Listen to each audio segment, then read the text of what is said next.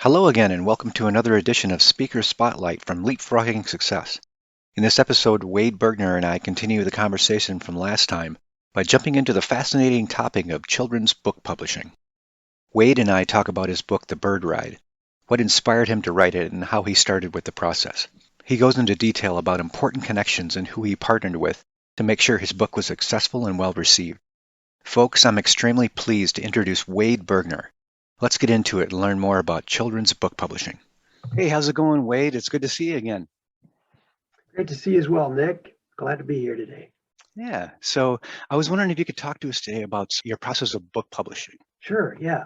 I was very fortunate to get involved with a company or a publisher that liked the content of my first book, and that was called Winds of Change Press, based out of Santa Fe, New Mexico, and they had very similar goals, or the content was something that they were really aligned with, and I thought with them to get the first book, The Bird Ride, produced with them, and it went well. I learned a lot in the process of being able to know how to promote it and all the little things that I needed to uncover to produce something that was marketable and digestible for children. Can you tell me how you met the illustrator and how you kind of go about the process of picking somebody that you align with? Yeah, my initial thought was to have young children produce illustrations for each and every page. That I thought that was a good way to reach out to different classrooms and go that direction. However, that didn't take form. It was hard to get it congruent each page. And what the publisher did is had a connection to someone that was in school, and she was a sophomore. She's already decided she's going to art school out in Florida, and she's only a sophomore in high school. And she liked the storyline. We forwarded it to her, and she just decided that she really wanted to draw the pictures. So she submitted the pictures for it, and then we went forward with have her as the illustrator.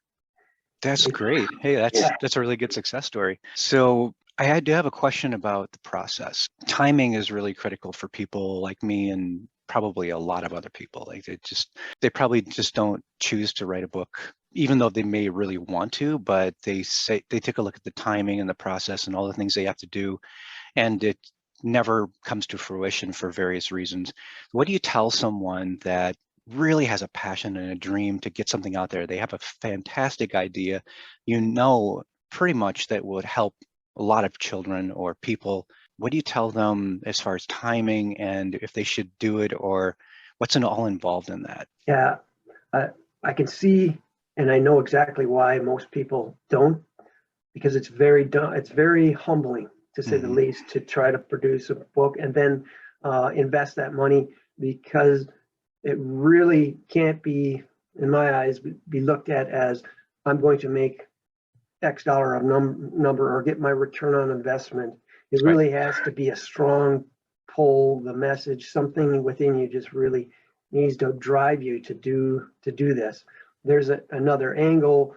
There's a number of people that could do ghost writing for you just to get the publicity of saying you're an author. That wasn't for me really what it was. Of course, it was appealing to be associated to say you have a book or you're an author, but for me there was a little something more to it, and I just didn't want to not move into this because it felt so right, and it just felt like something was really leading me to doing it. The messages and financial reward wasn't what stimulated me. The fact that I could give a message and be in that situation where I can read in front of children, or have parents have access to the book where they can read and share in the moment together whatever the message of that particular book is really powerful and a driving force for me in particular.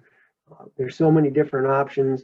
Anyone can really write a book. It's just a matter of how much do you want to be involved in it, and there's different options of where you can self-publish, which that would allow anyone to do it. There's a secondary option, which on this next go around with the next book is hybrid publishing. And that's where you write the content, but then you have a team working with you. You keep the self-publishing status, but then they will edit it and re-edit it and help you get it and package it in a way that allows you to get it off the ground, do some movement. Right. I totally hear you on that. I've been doing a lot of studying in the last few years on book publishing myself, and I can see why it's a very daunting task if someone wants to take it on alone. Self-publishing is a very lonely path, correct? And I love the fact that you pointed out there are other options. The hybrid option, I've never heard of that. Or if I have heard of it, I didn't really understand it, you know? So I really appreciate the explanation. And if you can explain some more of that as like the process goes, because really, as far as book publishing goes, the only two options that people are, I think, really aware of is either the self-publishing way on this side or the literary agent, huge publishing companies on this side. And in order to make it work for the huge publishing companies, you have to have a name, you have to have publicity, you have to be a celebrity or someone well known already. So self-publishers shy away from that, I think, because they feel like they're just a nobody. They're non-existent. Like they're not going to get anything out of this except for maybe some personal satisfaction. They wrote it off their bucket list, you know. Yeah, right. But what good is that? Can you eventually? I think every one of us wants to have a monetary return on a book at some point. I mean, you at least want to break even, right? So, yeah, man, that's a goal, definitely a goal. But I think that, you know, they put all this time and this money into it even for self-publishing. It's not cheap. I mean, you got to put something out. You have to put your time out and you got to put money out. Can you explain a little bit more about the hybrid process? And if I was to go, or someone were to go down that road, what would you recommend how they get started on that?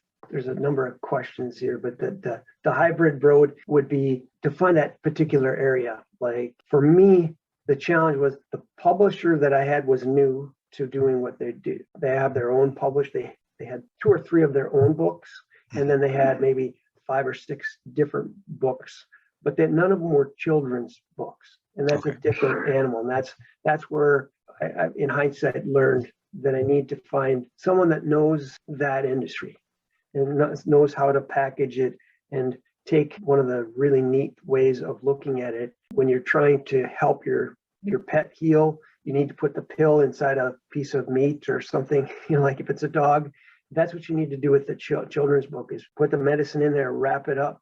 So it tastes really good, but the message is within that content and you need to have the child discover through the storyline the actual aha moment, not have the parent preaching or have someone outside. So there's a formula to producing it in a way. So now that I've gone through and went through some mastermind classes and through some training with this hybrid company, this is what they want you to do for you to have the best results. That's a great opportunity. I couldn't find it any other place to do that. The return on investment is, from what I've been told, you need to look at it for the most part as the book is a piece of the puzzle to help, you know, monetize in some other fashion, whatever that might be. And for me, just starting to try to swallow that and understand that that's where is it's taking me. What else am I going to do? Because as much as I'm a goal setter and I really want to see it, I do have a realistic, you know, mindset of it and say, great, but I can't look at it quite that way as if, okay, I'm going to hit it big like the lottery or something. You know, that's as good as the book is, you still have to have the connections to the right people and the right marketing, and all those ducks in a row have to be lined up. And so in order to have all those ducks lined up, there also needs to be more money invested, just like any business. There's more things. So you really need to do all the work and go through the process, and or also have the right people or find the right people in that particular area that you're trying to reach.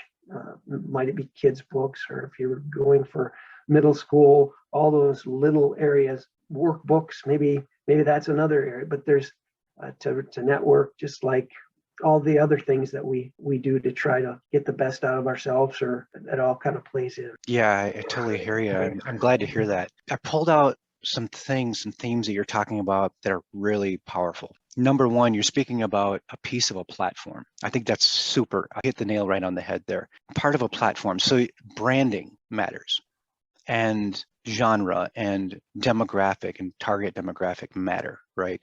And then all these elements have to go into it. What I'm hearing from you is it's about marketing just as much as it is about the passion and the content. And the content and the marketing is all going to line up. So, you start with the message, you start with the inspiration, and that message has got to be in there. You talked about an aha moment. That's huge right there. Because if they don't have that aha moment in the book, it's not going to get the message across. And you don't want to tell them the message outright. What you really want to do is try to get them to understand the message and comprehend it based on how you're telling the story. How to tell a story, I think, is massive. Learning about how to tell a story properly, delivering a message with techniques of self-discovery, techniques of humor, could be another way too. I'm a huge fan of humor in books because if you can get a kid to laugh, it's something memorable to them. There's got to be some sort of catch, right? A hook. Exactly. Yeah, that's one of the things too, is that the very beginning, that's very key right away. And that's something I didn't know before I wrote the book. You need to draw them in. That's your audience. And if you want to make a good book, it's got to, every page, they have to be focused on it so you can get them to the finish line, the end of the book. That's really the way that I want to look at it in every book moving forward. And one of the things I wanted to add too is stepping in and trying to do any book in general, but just a children's book. It is really audacious of a person. And I know that of myself to try that.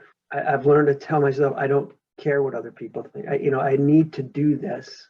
And if it's for the message, great. It's also twofold, I think. It's the message to anybody, because I'm not a celebrity, to anyone to go after. If you really want and you feel compelled to move into something, just do it and start at the bottom of the ladder and climb. Do what feels like you need to do to just feel alive, if that's what it is. Yeah, we talked about it in the last interview. It doesn't really matter in particular what that is. If it lights you up, that's the important part. So Wade, can you tell me what the bird ride is about and describe it in detail? What kind of message are you trying to send to the kids with the bird ride? Yeah, with the bird ride, I'm trying to send a message of hope and awareness and a touch of mindfulness. And storyline is a boy is playing in the backyard with his cars like he does on every Sunday, and a mysterious bluebird lands nearby him, and he's playing with his cars, and the bluebird gets a little closer and closer, and he makes eye contact with it. He's shocked that this little bird is getting so close to him.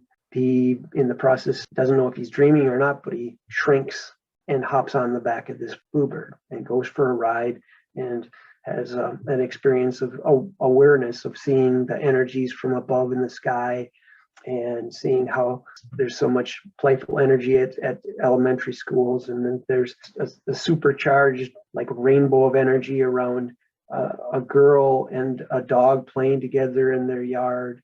And then he notices how over office building or corporations or factories, this bit of a haze and just not the same. And he notices a woman that's stressed and wants to help. And he just has an experience with this bird, and the bird drops him off, and he wakes up and doesn't know if it was a dream or if it was a dream, but he changes his mindset going to school that next day and notices how the fact of all the things that he had noticed before surrounding him, the beauty of nature and just a more positive outlook on life.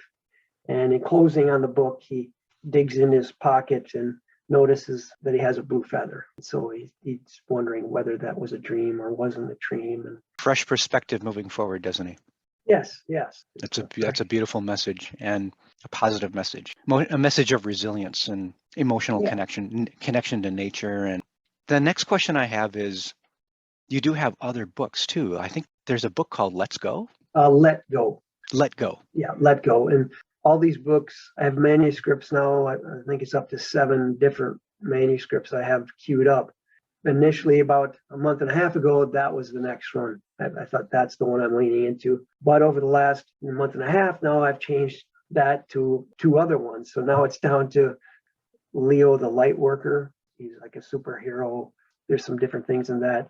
And then there's the other one that's really pulling me, and it might very well be the one that I lean into next, because I really want that particular one to be the one to help build momentum for what the rest of the books have within it. And that one speaks into death and dying. So it's more of a transition or a change that helps in the grieving process for both parents and children, and allows them to know that it's not the end. There's a connection that goes on, and to do it in a fun and playful way, which will be a challenge. But I've got some different ideas that I really think should work. Yeah, isn't that a trick?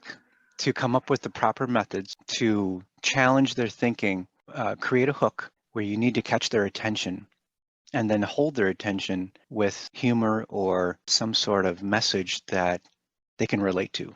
Do you believe in like pilot testing? Do you run it past a population of, like a sample population of kids or adults? Do you think it are school teachers that maybe they could give you some feedback? I'm hoping to do everything I can this time around. Last time around, I was throwing darts at the wall. Now I have a team of people that I trust, and I'll mention Miriam Laundrie Publishing. She's a gal that produces children's books. She works with, one of her books is co-authored with Jack Canfield, and she has a publishing company. So that's the publishing company I'll be with for the next book. Then on her team, she has Sharon Jennings. She's written the Franklin books, the children's books, yes. the best-selling books. The Turtle? Well, yes. And so the founder of Franklin, I don't know how many years ago this was, resigned or just was, I'm done writing, and they were searching, and they found Sharon Jennings to write the rest of them. And she's been writing them, and she has her own books. Amazing. She's like, I call her the Jedi Master of children's books. It takes the edge off of me to know, okay, I'm going to just write and relax and be as creative as I can and do it the best I can, but I'll also have her and her team look at it and feedback in 2 or 3 different times. And I think that's a really key element, is to be able to know I'm not relying 100% on myself to know how to do it just perfectly. Yeah, you're never going to get it perfect 100% whether you do it by yourself or with somebody else. It's all kind of, if you take a look at the signals and you follow those and you kind of get guided by those, there are some formulas that really work. And it's getting that magic formula. But if you're not familiar with the process, it can be very, very discouraging when you're not sure what to do next. It helps to know that there are people in the know who have experience with it that you can reach out to, and then they can guide you along the way. Well, you can take examples of what has worked. I'm a really firm believer of inspiration from other sources. Nothing is 100% original, I feel, but you can use formulas and you can use frameworks of stuff that does work. Put your own fresh spin and flavor on your product.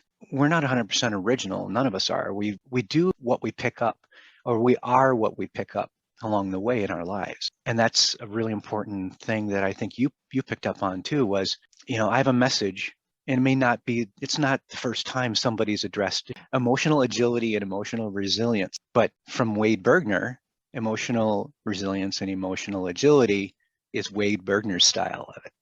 And that is huge right there. Nobody can do it like Wade Bergner, and nobody can address my subjects like, Mr. Lechner can. That's what I'm looking forward to, is I need to put my fresh spin and flavor on it, whether it's humor, whether it's insightful messages, some sort of hook or catch that puts a spark in their eye when they read it and they go, oh, yes, now I got it, and a kid at 5 will look at a book. I see it all the time in my daughter when she's looking at books. We've been reading ever since she was a baby, and now she's reading me books at 5, 3rd and 4th grade level books. It's just amazing the transformation I see in her, and that light bulb in her mind and that smile on her face when she gets something. She goes, oh, I get it. That message that she gets from these really inspirational books. I love that. And I crave it. It's like I look forward to reading every night with her.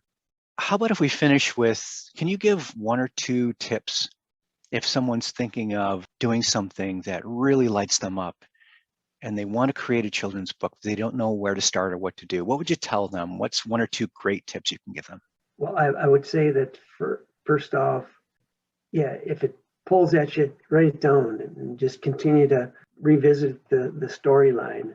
When you feel like you're really willing to commit to this, want to do it and move it to the next level, then take the next step. Research, try to figure out what is it your message is and how badly do you want to convey the message. You want to just write a book just for your family? That's one objective. Do you want to write a book to impact people outside of your family and hopefully serve people you'll never ever meet?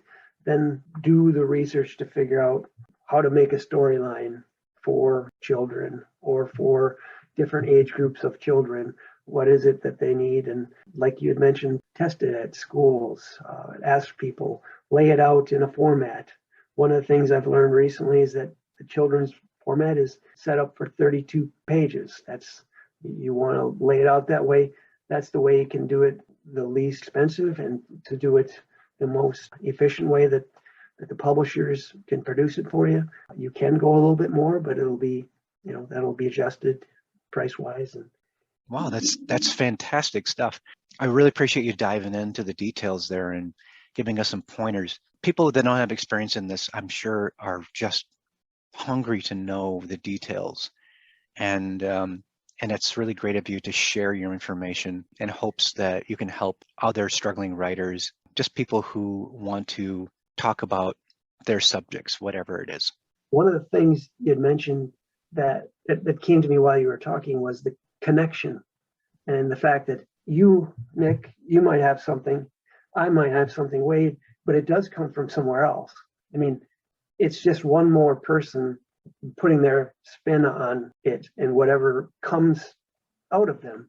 But it really is that beautiful thing, that connection. And if we're okay with that, and not claiming it and saying, hey, I'm all high and mighty, I have done this, but your message reaches people that maybe someone else that we learn from, it just wouldn't go in because of one reason or another, their personality or where they live or just whatever it might have been, but they might like the fact that it's delivered in the way you deliver it.